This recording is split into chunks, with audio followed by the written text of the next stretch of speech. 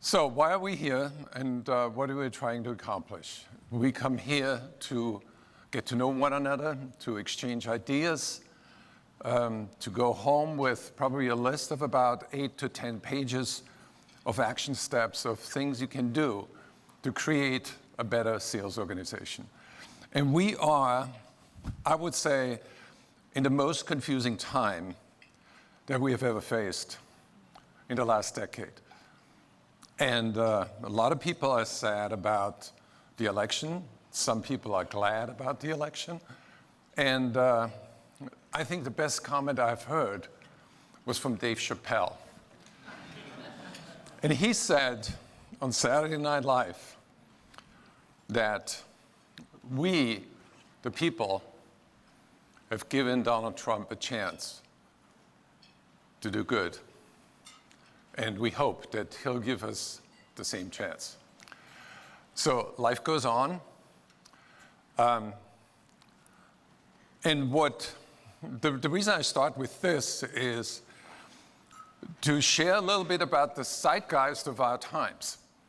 And the zeitgeist is a German word that is the spirit of our times. That's sort of the background. But the background is not just a slice of the pie of politics. The background, the real background, is like two poles around which the world revolves. And one pole is technology. And the second pole is human psychology. And what I'm seeing is, I want to share with you, is sort of a rough outline on how I think the world is going to work over the next 3 to 5 years. And the changes that I see is that we're moving dramatically from sales 2.0 to sales 3.0. Now, what was sales 2.0? Very simple. 2.0 was all about moving everything online. It's about cloud computing. Everything is available. All the customer data is online. That's 2.0. What is 3.0? See, technology is something that comes from the human brain. And when technology is created, the human brain changes. And that's the evolutionary cycle that we're living with. And we need to be mindful that we are creating that change. And we have a say in that change. We have a say in what we can adapt and what we should adapt and what we shouldn't adapt. So the leaders in technology, in my view, is Amazon, IBM, Microsoft, Oracle, Salesforce, and SAP.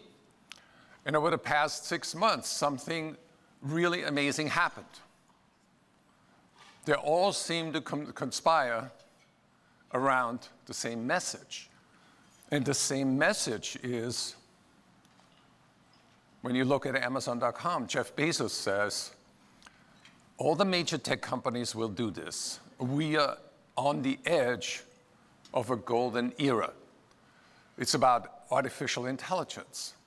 So Jeff Bezos is betting the shop, and the shop is doing $100 billion worth of business without salespeople, with 0 salespeople.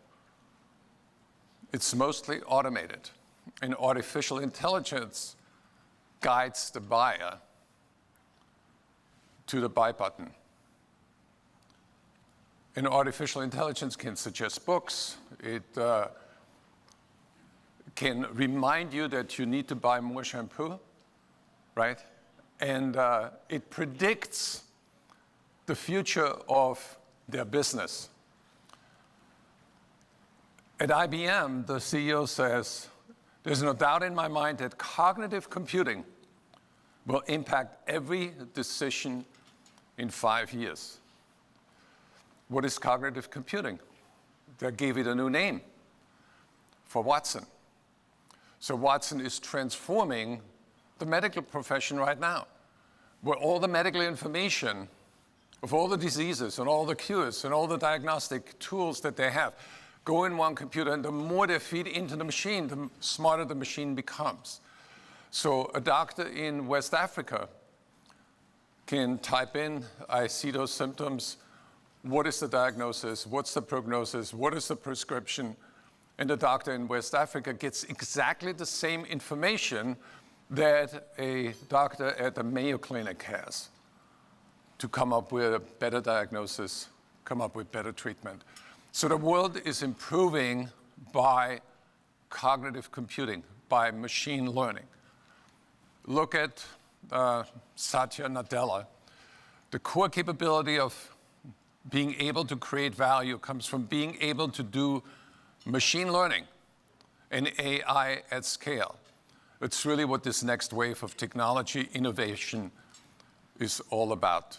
So he talks about artificial intelligence. And by the way, Amazon has 600 people working on artificial intelligence. Microsoft has hundreds, and Oracle has hundreds, and Salesforce.com has about 175 people.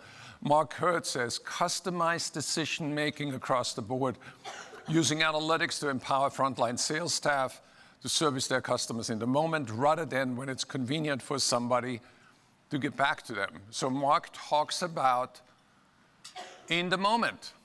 Amazon transacts in the moment. The future of selling is about transacting in the moment. And artificial intelligence is the tool to get us there. So what I'm getting at, and Mark Benioff, of course, there are a lot of new technology in the fourth industrial revolution. He gives us a more important name, the fourth industrial revolution. Virtual reality, augmented reality, we're at an incredible edge. And so with Parker Harris at Dreamforce, they introduced Einstein. Bill McDermott talked about machine learning. It will fundamentally change the enterprise. It will help salespeople predict which opportunities will close. So when I was at Sapphire in Orlando, I was totally floored by the digital boardroom. It provides total transparency to board members, executives, decision makers, with a comprehensive live view of business performance across an entire front and back office of a company. So what Sales 3.0 is doing, that all the data across the enterprise will become available as a decision-making support system that's visualized. And in the future, it will be a tool that drives salespeople and decides what markets you need to call on, what talking points you need to share. They give you the probability of what the sale could be. So think about that technology. The same technology is operating in a self-driving car. In Pittsburgh, Uber is testing self-driving cars. So you can't talk to anybody anymore. You just get where you want to go. And I got a demonstration in San Francisco a couple of months ago by Curious.io, and they have created a virtual sales playbook. And essentially, the CEO says artificial intelligence creates instant visibility in the cognitive flow of each conversation that sales reps conduct with their customers. So what are you doing, actually? You sit in front of a screen and you have a conversation with the customer, and the conversation appears where the speech gets translated into text on the screen, and there's sort of a whisper function where the machine tells you what to say next, what ideas to share. And over 2 weeks, that machine can actually learn from all the conversations that all salespeople have and filter out the A players from the B players, and then feed the A player conversation flow to the B player, improving everybody. So Sales 3.0 is technology advising salespeople who to call on, what to say, how to execute, and the machine is going to tell you here's the value strategy for your customer. The machine is going to tell you there's a closing probability of 72%. And the machine is going to tell you, get moving, you're 24% behind your goal. So it's not just machine-driven learning, it's also machine-driven management. And that's the scary part. See, the thing is, I'm going back to the zeitgeist. Think about leadership. Every group wants a leader. Every group wants to first elect a leader that's good for them, that represents their values, a leader that supports them. And the moment a leader is elected, that desire and hope translates into fear, because they're going to worry, if Dave is the leader, what is he going to do to me? Right? So there's always fear. So we need to, as leaders, transform that fear and remind people that we are here to do our jobs. We import problems, we fix problems, we export problems, and we get solutions back. So the purpose of leadership is to set those boundaries and remind the followers, this is the job we have to do. We need to focus on what we can do, not what we want to control and don't even need to control. So we need to become more realistic about everything that's imported into that task that everybody has. And one of them is technology. We need to integrate that. And a lot of people fear technology. A lot of people want to stay behind and say, hey, I don't want to change. I don't want to jump on that bus because I worry how this is going to affect me.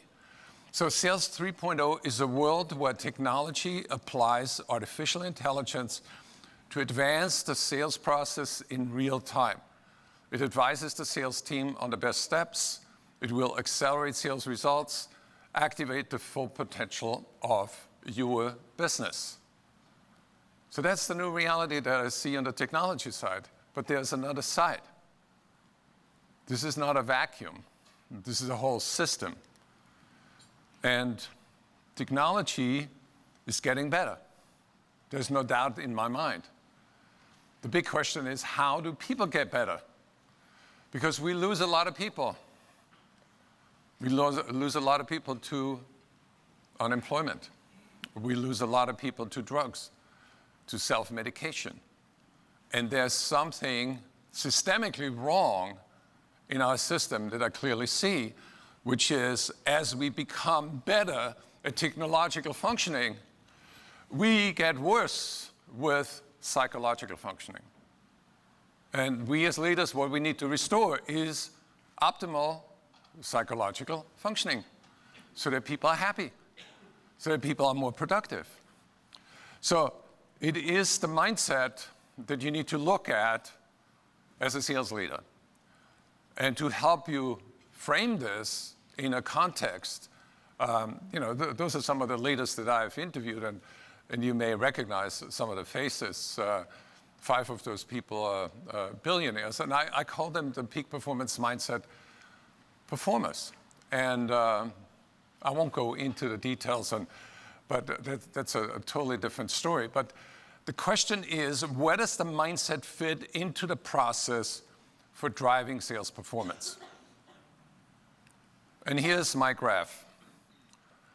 There are 2 areas you want to look at, business success and personal success.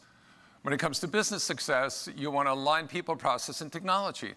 You want to integrate the technology in people's minds and hearts so that people adopt the technology. But on the professional success side, we need to realize that success is all about building the right mindset, creating the right skill set, and adopting the right tool set. So we need to lead with a culture that embraces the mindset. So an organization needs to be mindful that the object is helping people win, helping customers win. And it is all about the value system of the company. It's all about the belief system of the leader. So if you have a leader with a faulty belief system, the company is not going to go very far. To me, mindset development is the next frontier in sales development. And research shows that the mindset is like an operating system that governs a lot of critical functions that, and by the way, you can get those slides, so you don't have to write down every bullet point. But the gist of it is that if you want to change the organization in a positive way, you want to start with the mindset. So I'm going to share 10 questions with you, and you're going to ask yourself, do I have the mindset of a successful leader? And the first question is, do you have a growth mindset? And Dr. Carol Dweck wrote a book, The Mindset, in 2008. The book is 10 years old, and she essentially said that the only thing that separates people who succeed from those who don't is whether or not they have a growth mindset. I happen to agree with that, but it's not the full story. It's only part of the story. A growth mindset means that there are unlimited possibilities and acting on those possibilities. And also embracing the fact that we can learn new things, we can change behavior, we can change belief systems, we can do better. What the book doesn't address is how. It addresses it to a certain extent. Then you have Daniel Goleman, who came up with the idea of emotional intelligence. And that's a mouthful. It's heavily embraced by a lot of people. And he says, if you don't have self-awareness, if you're not able to manage your distressing emotions, if you can't have empathy and have effective relationships, then no matter how smart you are, you're not going to go very far. Does that make sense? Does everybody agree with that? Okay. So, Anthony Iannarino, where are you? Is he here? Well, he came up with this last night, and I thought I'd weave it into the presentation. He says IQ plus EQ plus TQ equals success. IQ is intelligence quotient, emotional intelligence, and also technology intelligence. A lot of salespeople don't want to step up to that. And we need, as leaders, we need to tell them that technology is a tool. It goes with your mindset. And you want to embrace the technology that helps you advance as a professional. Secondly, are you aware of how you created your mindset? If you want to fix your mindset and improve it, you want to know what are the moving parts. Where do you start? And to me, it's actually quite simple. It's not rocket science. The mindset foundation is from red to green. Red is the implanted mindset. That's what your parents implant in you. All the attitudes, belief systems that you see from your parents, they're implanted in your mind. It's not easy to let go, but the way to look at it is like a garden where you can make a decision to water the flowers, and you can make a decision to stop watering the weeds. So we can change the mindset from the bottom up. The imprinted mindset is when you meet people that impress you. They have habits or behaviors that you want to learn from. You want to adopt.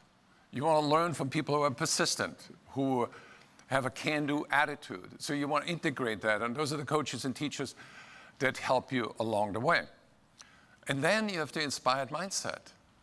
And that, to me, is the crown jewel of humanity, where everybody's born with some talents, and it's your job to find out what is your talent and then nurture it and grow it.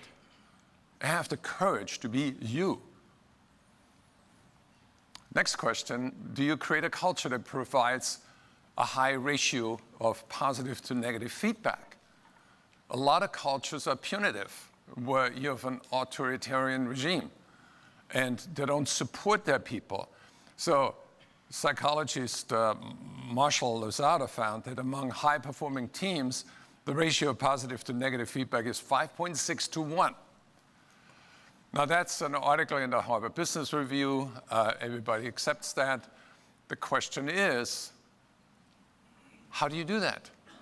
How do you give positive feedback? Because a lot of the leaders say, if I'm too positive, then we remove the fear and then I won't perform as well. So we need to understand that the psychology behind it, salespeople, and there was an article in the Harvard Business Review in 1956 and it was the first article I've ever read in Harvard Business Review when I came to this country, and I thought, this is amazing. It was Dr. Herb Greenberg who said that salespeople need two qualities. One is empathy, and the other one is ego drive. And empathy is the ability to feel like the customer is feeling and understanding the emotional side of the customer and responding to that intelligently. And the other one is to want that sale to be hungry and walk away with the close. So salespeople who were too empathetic and had too much empathy, they couldn't get the order. And salespeople who had too much ego drive, they were too aggressive and they got kicked out or got a canceled order the next day. So we need to understand those psychological drives. So as a sales leader, you want to be Attila the Hun and say, we need to make our numbers and stand up for that. But on the other side, we need to say, hey, I totally understand your difficulty and I want to help you win. So understand, cold calling is hard. Let's work out new ways to make it easier for everybody. So that is the challenge we have, because we tend to adopt new ideas and then the pendulum swings too far in the opposite direction. 4, do you make it your business to learn about your followers' dreams and goals? And that's another thing that so many sales organizations, they have a leaderboard and they talk about, this is what we want to achieve, and they forget to talk about what people want to achieve. Steve, what is your goal? Make sales. Make sales. What is your dream for yourself? What do you want to do? Be a sales leader. Be a sales leader. Awesome. So as a sales leader, what do you think you're going to get from being a good sales leader for a long period of time? What do you get out of this? Opportunity. Opportunity. Money. Money. Freedom. Freedom. What do you do with the money?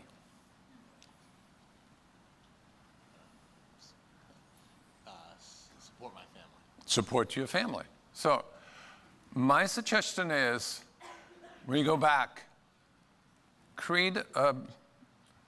have a conversation with salespeople. What are your dreams? What do you want?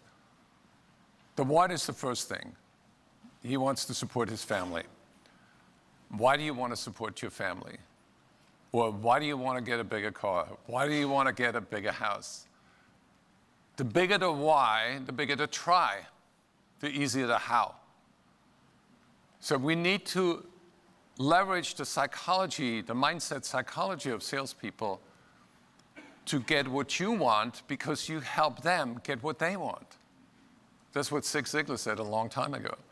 So we have worked with organizations. We have created the wall of dreams next to the leaderboard, and then the conversation changes all of a sudden from the company numbers to what people want. And then they help each other win. 5, do you know how to awaken the inner CEO? And there are 2 states. One is the mindless state, and the other one is the mindful state. The mindless state is that we are in automatic mode. We go, go, go, go, go. We never disconnect. And in the age of connection, we need to make a conscious decision to disconnect, because our ability to sell hinges on the ability to be in the present moment. We want to be in the here and now, and not in the ugly past, and not in the worrisome future. So we need to shift our state from doing to being. We are human beings, not human doings. So we need to manage our mind and clean out our mindset. And the inner CEO is the one that can do it. And this is a higher level thinking. And when you think about the movie Sullenberger and you see the reality behind that decision to ditch the plane in the Hudson River and save 155 lives, it's because his inner CEO was at the control. Somebody else would have said, oh my God, 2 engines are out, we're doomed.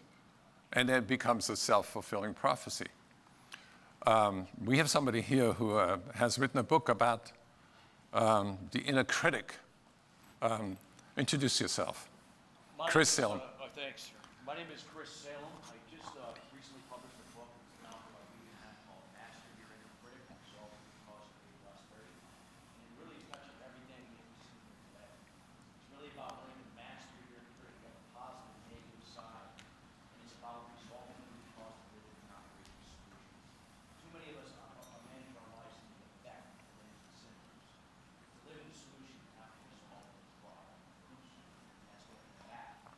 What we learned today is about being in the moment. That's the most important part. Because when you're in the moment, you begin to get really good at that. You begin to find the answers to your problems. It's the conscious mind that will elevate to the conscious mind. That's where you get in the process. Thank you, Chris. Give me a hand. So, do you know how to manage your thoughts and your emotions in difficult situations at work? And here's a statistic that really floored me, which is that we experience 60,000 thoughts a day. And 80% of those thoughts are negative. And that's why Chris wrote this book. And negative thoughts and feelings are the biggest barriers to sales productivity. And positive thinking is not enough. We need to have a better internal dialogue, and we can master that internal dialogue by activating our inner CEO. And to flourish, both physically and emotionally, we need a ratio of better than 3 to 1 between negative thoughts and experiences and feelings and positive thoughts. So we need more positive thoughts. We need to create more positive experiences. And one of the tools is mindfulness, to have a mindfulness break and not rush from one activity to another, from one meeting to the next, without a mindset reset. And you can do this just by breathing. Take 3 deep breaths and don't think of anything else but breathing. Focus on the here and now. Focus on the present moment before you step into the next moment. It's very powerful. It's very simple. It takes less than 3 minutes. Do you know what drives peak performance? And the book by Sean Archer, Before Happiness, says that people with a happy mindset, they have 23% more energy, they're 31% more productive, they're 300% more creative. And the best part is, which is not on that slide, it's also in this book, they sell 38% more just by creating happy feelings for themselves. But what's not to like? So put happiness on your to-do list every day. And happiness comes from loving yourself. So write down, just for yourself, right now, write down a number on a scale of 1 to 10. And put down in that number the degree to which you love yourself. Are you a 10, which is amazing? Are you a 3, a 5, a 6, a 7? Write down that number. Don't share it with anybody else. Just write it down.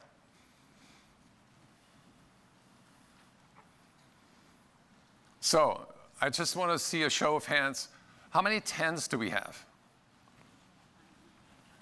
So why are there so few 10s? What's wrong with that picture? I want everybody to be a 10. Why are you not a 10? I'm not saying I know what you wrote, but I have a hunch because you feel you don't deserve it. And people who don't write down 10, they have a hard time accepting compliments because they don't love themselves. So my suggestion to you all is, and this sounds totally crazy, but try it. Every time you get up in the morning, the first thing you do, you tell yourself, I love you. Try it. Try it for a week. And I guarantee you, by the end of the week, you're going to sleep better, you have better thoughts, you're going to feel better, you have more energy, and you feel more alive. I see some skeptical faces. This is not BS. That's basic psychology, because the human body thrives on nurturing.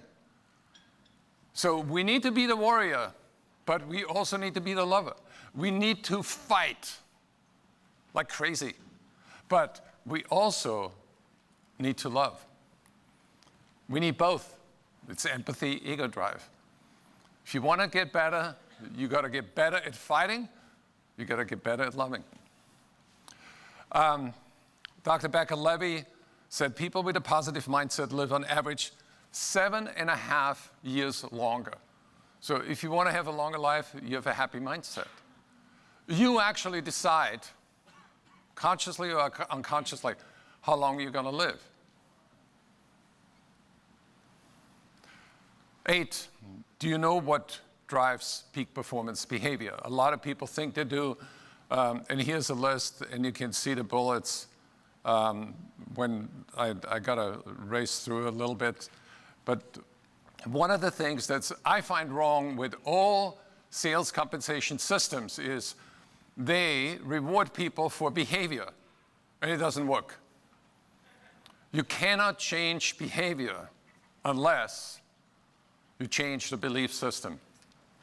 Behavior is like the tip of the iceberg, and the belief system is what bubbles up to the top of the iceberg.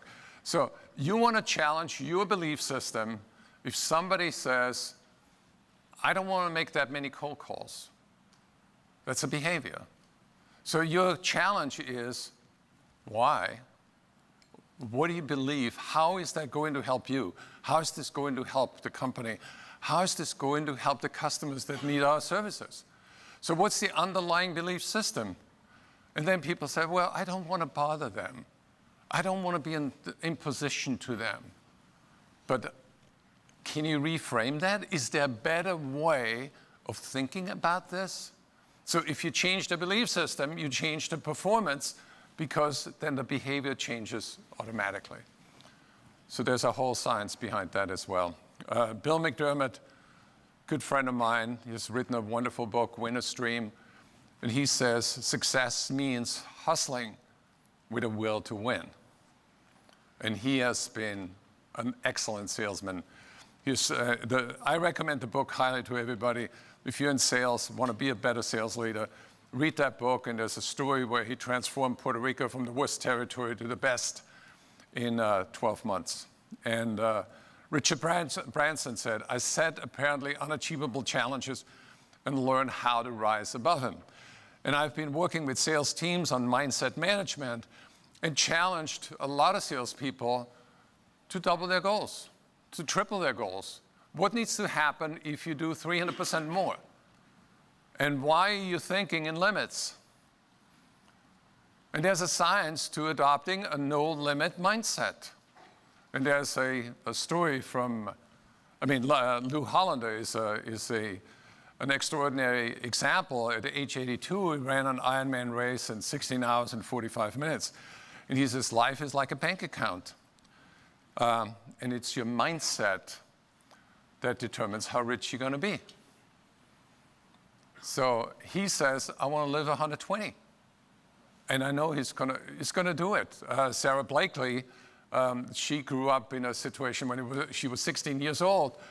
Her best friend died in a car crash. Her parents got divorced. And she got that set of tapes from Dr. Wayne Dyer, how to be a no-limit person. And she listened to those tapes like 400 times until she knew it verbatim. And she adopted that no limit mindset to her business. And today she's 44 and she's worth $1.1 billion. Keith Crack, from the CEO of DocuSign, he talks about escape velocity. So you need to have a mindset where you can escape the gravitational pull of mediocrity. Mediocrity is a powerful seduction. It feels safe. We know it. But we need to break through. We need to break away from that. Then we have Steve Jobs. He says, were you led to believe that you must live inside the box called life? And there's a video which I can't play because I'm running out of time. But essentially, Steve said, once I realized that all the rules that governed life were made up by other people, I decided to make up my own rules. So step out of that box that life has been designed to keep you fenced in or boxed in. Mindfulness, I talked about that. 10, do you engage in meaningful developmental conversations with your followers? People are not so excited about money than they're excited about meaning. People want to engage in meaningful work. And people are craving for a meaningful conversation with their sales leader. And when you can add meaning to work, you're going to get a much higher level of performance out of everybody. So I want you to transform your life, create your peak performance mindset, embrace technology, become aware that it's the mindset that changes the skill set, helps people embrace the tool set that they're getting. And you get so much higher performance. So look how coal transforms into a diamond, how a grain of sand transforms into a pearl, how a caterpillar transforms into a butterfly. And to me, transformation is the essence of life. And I want you to honor your life by transforming into a peak performer. Thank you very much.